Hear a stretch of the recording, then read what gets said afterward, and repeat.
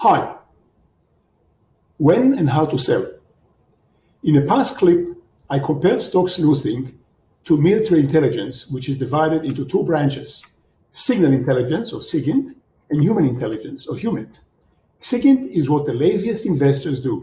They look at internet blips, order numbers, to find stocks to buy based on the same information that's known to all. Sleuth investors, however, look for direct physical information that they get themselves, HUMINT, if you will. Because it's exclusive, if they keep their mouth shut about it, it gives them an edge over all other investors who are getting the information for free. Well, if sleuthing is like military intelligence, what then is actually buying a stock?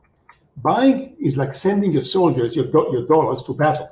And just as generals don't go into battle without intelligence, so you shouldn't spend your cash without it. Sleuthing tells you which stock battles are worth fighting and which aren't. That's as far as the buying goes. But how do you know when to sell? That is, to retreat from the battle. Ideally, you should retreat and sell for two reasons. First, because you have achieved your objective and there's no more gain in the stock.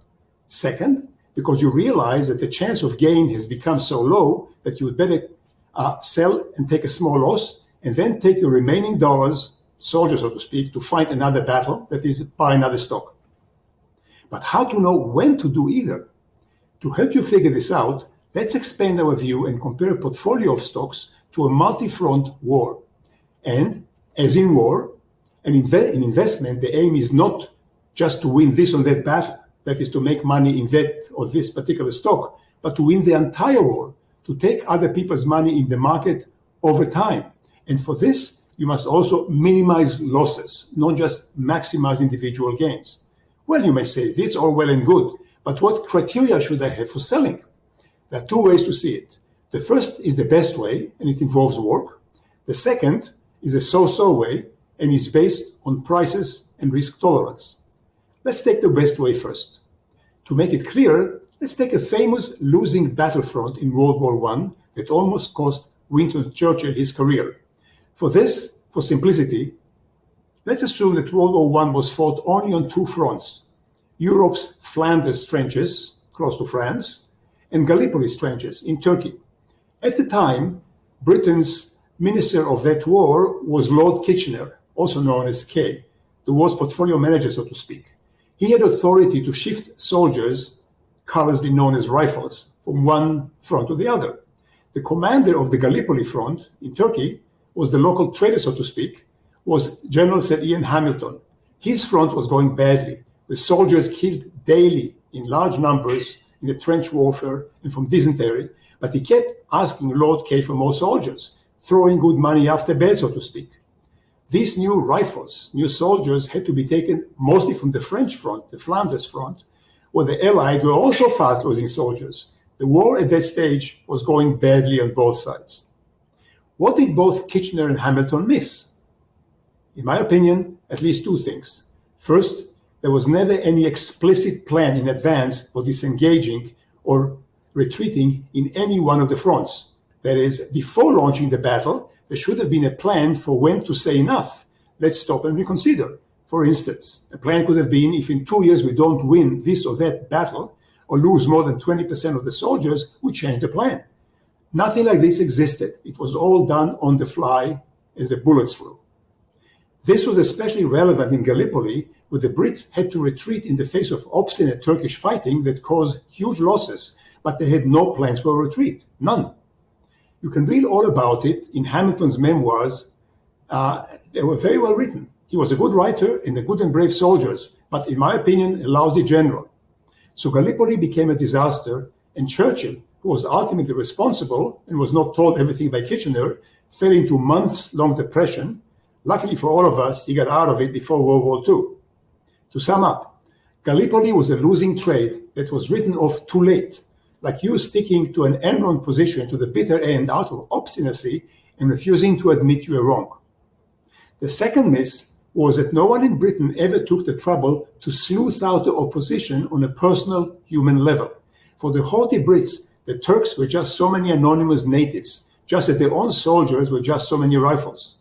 What really turned the war was when T.E. Lawrence, also known as Lawrence of Arabia, connected the local Arab tribes on a human level, became one of them, then led them to conquer Aqaba, the exposed heel of the Turkish Empire, and from it swept over half of Arabia. At the same time, by the way, General Allenby finished the Ottoman Empire by conquering Palestine via nifty human ruse of planting false information via purposefully lost backpack with forced battle plans. You can read all about this if you find the books. What can you learn from all this about selling? First, blindly barging forward based on public information is likely going to lead you to a losing investment. Much better is to sleuth the stock out in physical details, in person. It takes work, yes, but making money is not for lazy bones. Second, never go into a stock without first writing down why, point by point. Based on your sleuthing, what do you think is likely to happen when that no one else knows about because they lazily rely only on internet? If you invest only based on internet information, you may end up with log Gallipoli. Third, write down what must happen for you to stay in the stock. What should not happen for you to get out? Which things, if they do happen, would make you sell?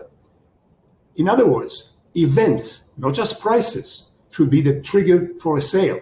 And these events you can learn by sleuthing. If these bad things do happen, or if the good things you sleuth for don't happen, then sell. No second thoughts, no FOMO, no fear of missing out.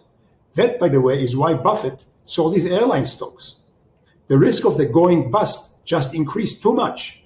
The fact that the stocks just rose due to buying by idiot day traders doesn't matter. He had his reasons to own them. The reasons for owning disappeared, so he sold. No FOMO. Now for the so-so way for knowing when to sell. It's also effective, but less effective than sleuthing. The old Wall Street rule was, sell your losers and let your winners run. And like all rules, it is simple to understand but hard to do. You can read more about it in a book by Mark Minervini, who won the US Investing Championship 2 years in a row with more than 100% per annum gain by simply selling losers fast and letting the winners run. Selling losers is very hard. Trust me on it. I'm still not very good at it. The obvious two questions are, first, when to sell the losers? How much should they drop or dip before you sell? And second, if you use this method, when do you go back into winners? Or do you? The answer to the first, you can find in Minervini's books. He used 10% as the limit for when to sell. Your own risk tolerance may be different. For the second part, when and how to get back in, read a book by William Gallagher, Gallacher. The name of the book is Winner Take All. Gallagher was a Canadian commodity investor who used to write commodities based on fundamental research.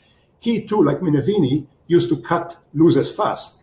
But if he still liked them fundamentally, he was not shy about going back in, but only when they went above the previous peak.